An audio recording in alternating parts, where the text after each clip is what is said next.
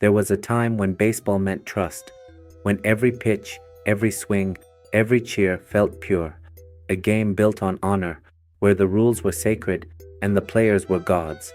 But in 2025, the gods fell silent, because for the first time in a century, the heart of the game was caught, making a deal with the devil. It started with one pitch, one throw, one moment that was supposed to mean nothing, and yet meant everything. On a quiet November night, two names broke the surface of American sports: Emmanuel Clase and Luis Ortiz. Two pitchers, two careers, two lives tied together by something baseball was never meant to touch: money. Not the money of contracts or sponsorships, but the invisible money that moves in the shadows, the money of chance, the money of control.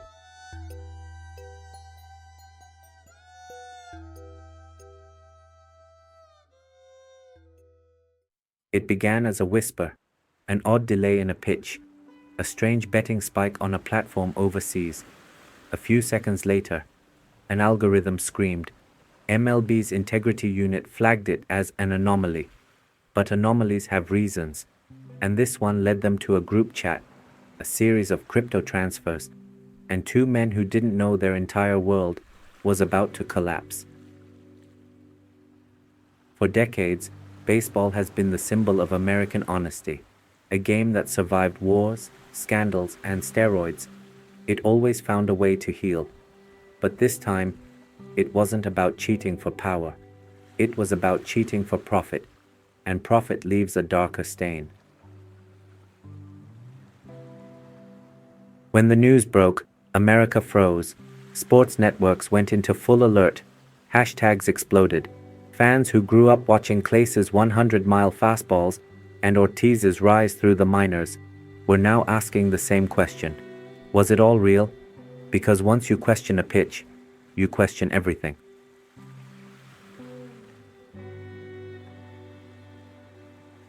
The investigation unfolded like a slow-motion collapse.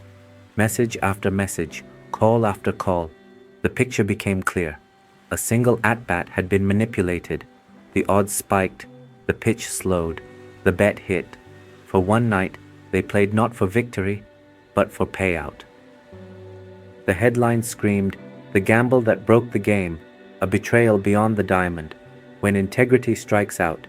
And for Major League Baseball, a sport already fighting to stay relevant among younger fans, this was the nightmare they feared most, because nothing kills a sport faster than the idea that it might be rigged. But here's the truth that few wanted to say out loud. This wasn't just about two players. It was about a system built to tempt them.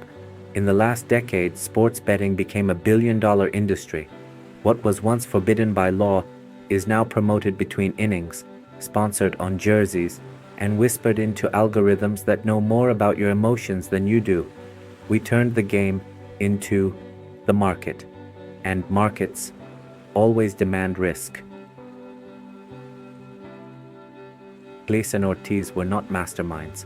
They were men inside a machine that rewards spectacle more than soul, a machine that tells you to play with joy but pays you for chaos.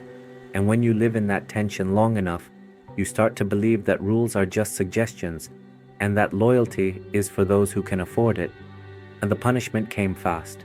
Suspensions, investigations, their names erased from team websites. The league promised zero tolerance.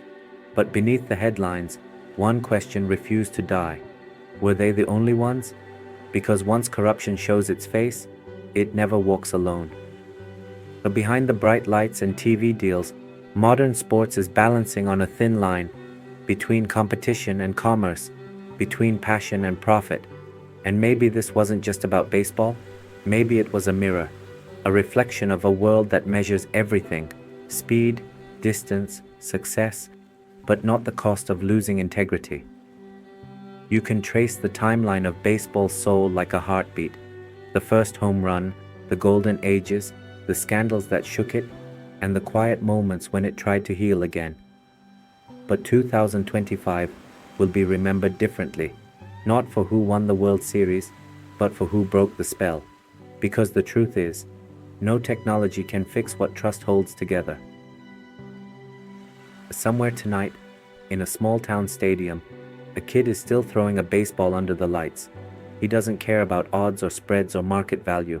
He just wants to feel that sound. The clean crack of a bat meeting the ball. That's still real. That's still pure. But the higher you climb, the more expensive purity becomes.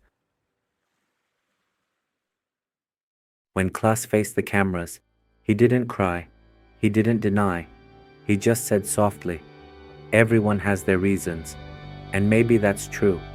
But reasons can't rebuild trust. And once trust is gone, a game isn't a game anymore. What makes this story tragic isn't that two men made a mistake. It's that the entire system allowed them to believe it wasn't one. The sponsors kept pushing bets. The leagues cashed the checks. And the fans, we kept clicking, kept watching, kept pretending we weren't complicit. And this wasn't just a scandal, it was a prophecy, a warning that when you trade authenticity for entertainment, eventually, entertainment will eat authenticity alive. One pitch, one bet, one story that made the entire sports world stop and ask, if everything can be bought, what's left that's worth believing in?